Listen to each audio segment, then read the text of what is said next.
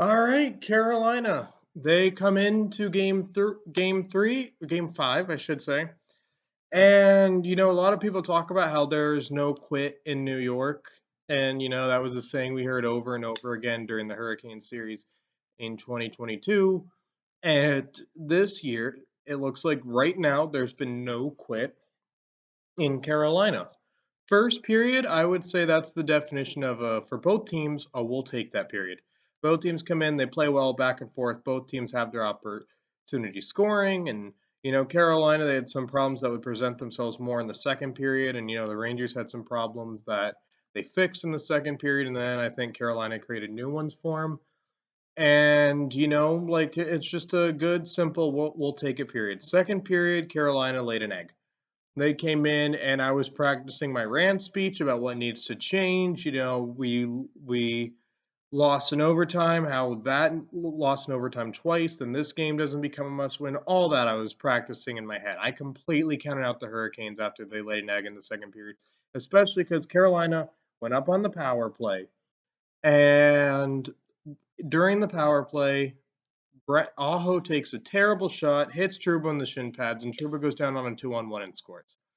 And that was it to me. You can't give up shorthanded goals and expect to win the Stanley Cup. I still agree with that. That can't be a regular thing the way it's been in the series. However, good things later in the period changed that, and Carolina just continued to flounder in the period.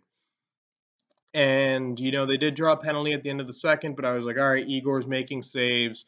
They're not what I've been saying from game one. If you watch the Edmonton Oilers, and I'll say this a lot. I've been watching a lot of the Oilers. I've been watching a lot of Colorado. They have really good offensive weapons on their team. What do their offensive weapons do? Everything they're doing is trying to drive to the net. McDavid, he does once they cover him, he'll pass it out and stuff. But the reason he's able to pass it out and guys are open for him is because when McDavid has the puck and he's rushing, he's doing everything he can to get to that net. Draisaitl, the Oilers power play, everything they're doing is going in service of getting to the direction of the net. When the team has it covered, they'll pass it to Bouchard and several other players on the power play. Hyman, they'll pass it to Nuge on the outside. But they're trying to basically cut to the net. And, the reason Draisaitl's pass is open is because they forced the penalty kill to collapse in.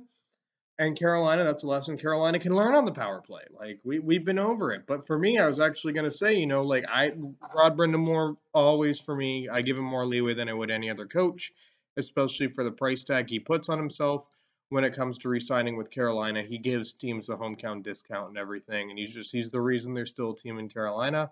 But I would say at this point, if like I was about ready to say, we'll see how the rest of the season goes. There could only be one more game.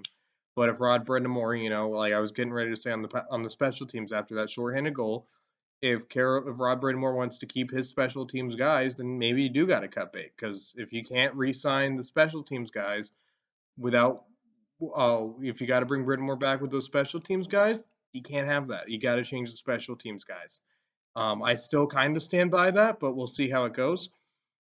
But then the third period happened. And while I was practicing all the rant, it was going to be a gold mine of Hurricane reviews. What happens? They start the penalty. They start the period on the power play, and there's a lot of P's in hockey.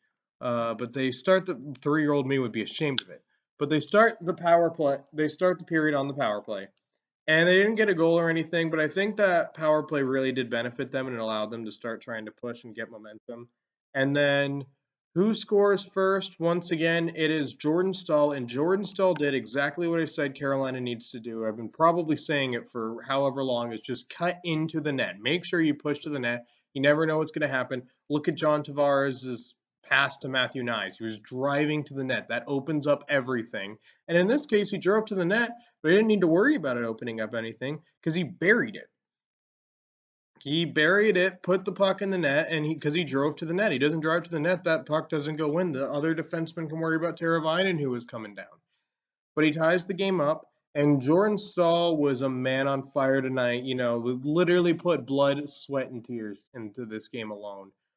And I try to do Hurricane of the game at the end. This feels like a perfect opportunity, especially with that goal, justifying the C in a playoff performance once again. Not that he ever had to, but he justifies himself with the C when Aho, Gensel, and Svechnikov are not having their best game.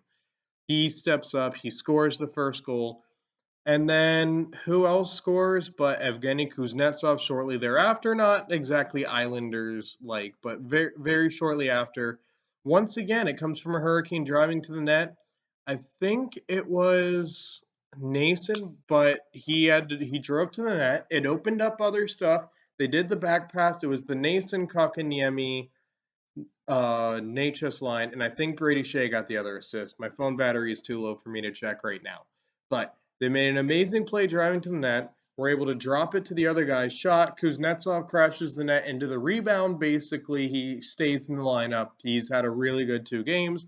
I would say maybe all the lines are cooking and this is good. You can roll 4 lines, but if you're going to have to shorten the benches later in the playoffs once again, Kuznetsov, I think, is justifying himself still being in there because he's a player producing here as a scoring 4th line, and that's what the Kokaniemi, Kuznetsov, and I think Nason line is becoming. So we get past that, and then what happens later in the game? Another depth player shows up. This was the game all about the depth. Off a rebound once again. Or no, it was a pass in front. Like once again, Carolina drove to the net, won the battle in the corner, passed it to Drury. Drury redirected the tip, and then Martina came in, fired it, and off the screen from Drury. Drury had another really good night. Drury is someone who basically is making himself a permanent Carolina Hurricane. A lot of UFAs, guys to potentially move on from in general.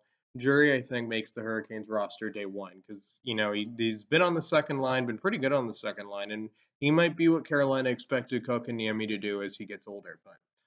But they Jordan Martinook, like just what can you say about Jordan Martinook? I would say like great locker room presence, not a hockey Hall of Famer, definitely making himself a contender for the Hurricanes Hall of Fame. The way he stepped up when Svechnikov got injured in the past and everything, and scores those big goals. But Jack Drury gives it to Martinook. Martinook buries the puck in the net, and Carolina's up 3-1 just like that within the first, I would say, 7 minutes of the third.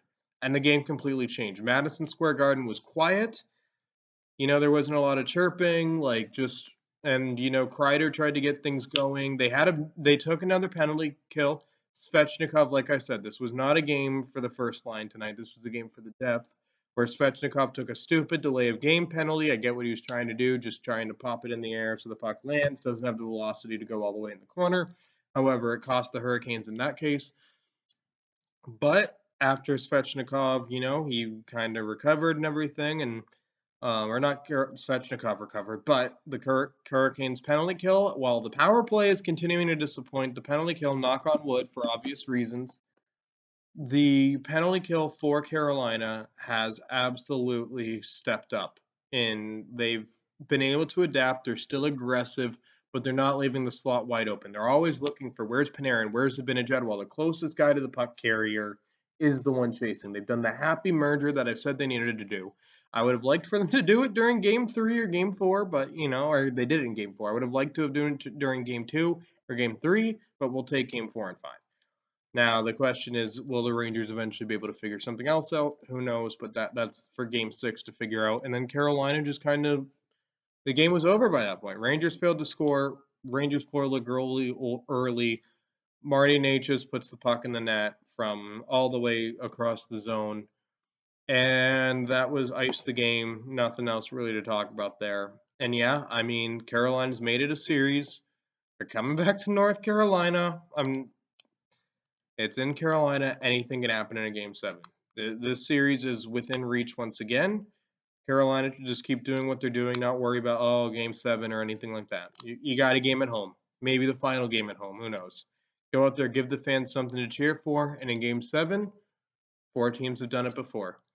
But that's it for this edition of Hurricane Review. 6 down, 16 to go. 2 down, 2 to go. See you guys for Game 6 on Thursday.